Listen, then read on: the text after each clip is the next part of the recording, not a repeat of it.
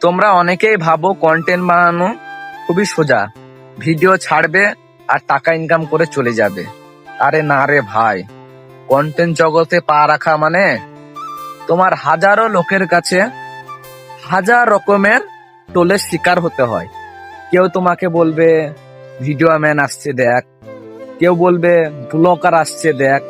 আরে ভাই, এসব কথা আমাদেরকেও শুনতে হয়, কিন্তু আমরা কোনো কথাই কারোর মাইন্ড করি না।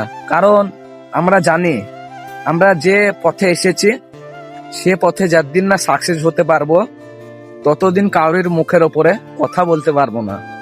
এই জন্য নিজের কন্টেন্টের ওপরে বিশ্বাস রেখে মেহনত করে যেতে হবে এবং কাজ করতে হবে। আর তোমরা যারা নতুন কন্টেন্ট ক্রিয়েটর আছো, যারা ভিডিও বানাইছো এবং বানাবো ভাবছো, তাদেরকে বলছি কারোর কথায় কান দিও না ভাই।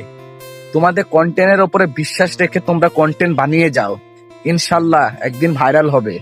আমি ভাই আমার কথা বলতে গেলে আমি মোটামুটি 4 বছর ধরে ভিডিও বানাই। আমি অনেক কিছু ভিডিও বানিয়েছি, কিন্তু কিছুতে এখনো সাকসেস পাইনি।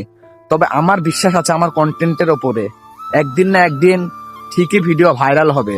আর সেদিনকে আমি দেখিয়ে দেব যে আমার কন্টেন্টের কতটা পাওয়ার। তো আমি সেই অপেক্ষায় আছি।